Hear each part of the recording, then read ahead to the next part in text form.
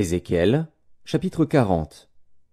La 25e année de notre captivité, au commencement de l'année, le 10e jour du mois, 14 ans après la ruine de la ville, en ce même jour, la main de l'Éternel fut sur moi, et il me transporta dans le pays d'Israël. Il m'y transporta dans des visions divines, et me déposa sur une montagne très élevée, où se trouvait au midi comme une ville construite. Il me conduisit là, et voici, il y avait un homme dont l'aspect était comme l'aspect de l'airain. Il avait dans la main un cordeau de lin et une canne pour mesurer, et il se tenait à la porte. Cet homme me dit, « Fils de l'homme, regarde de tes yeux et écoute de tes oreilles. Applique ton attention à toutes les choses que je te montrerai, car tu as été amené ici afin que je te les montre. Fais connaître à la maison d'Israël tout ce que tu verras. » Voici, un mur extérieur entourait la maison de tous côtés. Dans la main de l'homme était une canne de 6 coudées pour mesurer, chaque coudée ayant un palme de plus que la coudée ordinaire. Il mesura la largeur du mur, qui était d'une canne, et la hauteur, qui était d'une canne. Il alla vers la porte orientale, et il en monta les degrés. Il mesura le seuil de la porte, qui avait une canne en largeur, et l'autre seuil, qui avait une canne en largeur. Chaque chambre était longue d'une canne, et large d'une canne. Il y avait entre les chambres un espace de 5 coudées. Le seuil de la porte, près du vestibule de la porte, à l'intérieur, avait une canne. Il mesura le vestibule de la porte, à l'intérieur. Il avait une canne.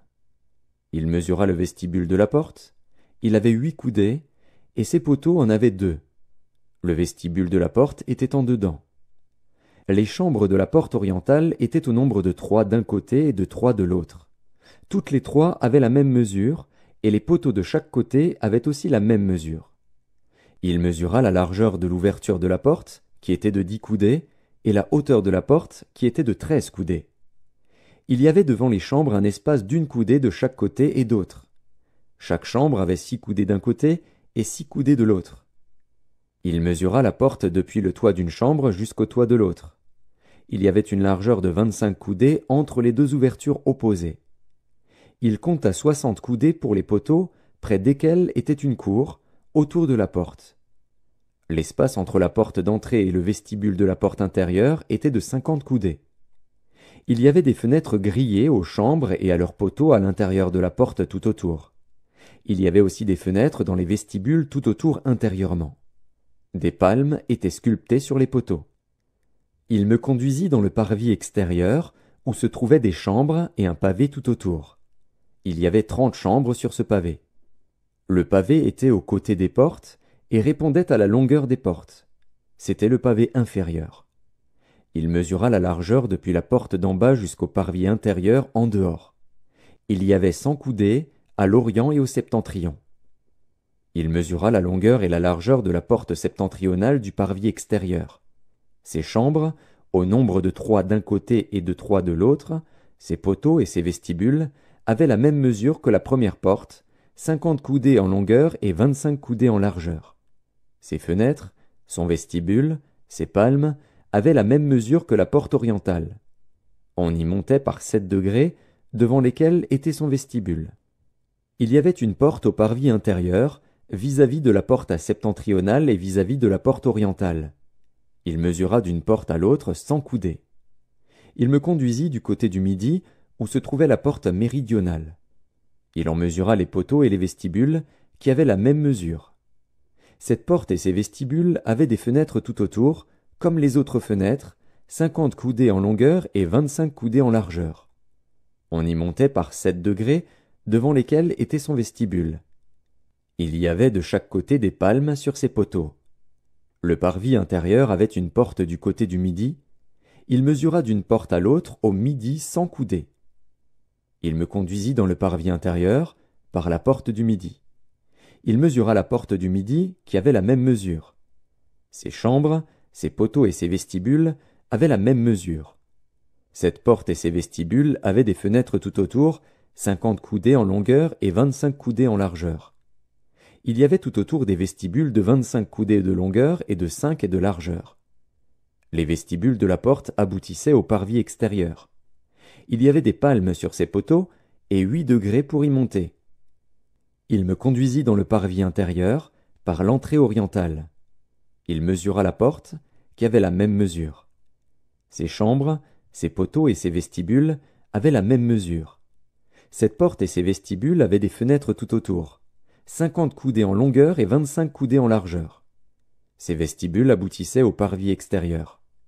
Il y avait de chaque côté des palmes sur ces poteaux et 8 degrés pour y monter. Il me conduisit vers la porte septentrionale. Il la mesura et trouva la même mesure, ainsi qu'à ses chambres, à ses poteaux et à ses vestibules. Elle avait des fenêtres tout autour, 50 coudées en longueur et 25 coudées en largeur. Ces vestibules aboutissaient au parvis extérieur. Il y avait de chaque côté des palmes sur ces poteaux et 8 degrés pour y monter.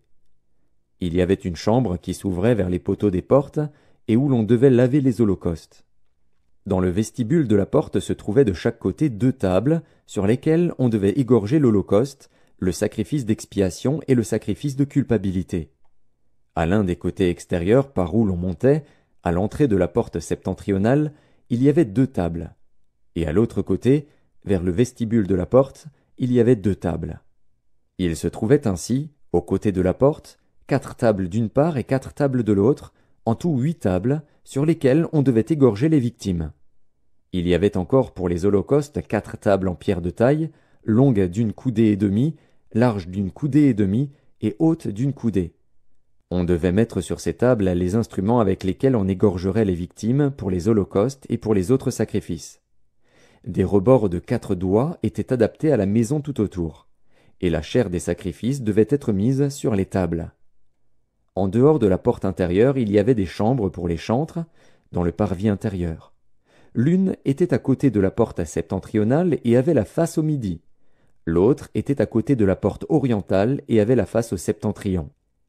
Il me dit, « Cette chambre dont la face est au midi est pour les sacrificateurs qui ont la garde de la maison.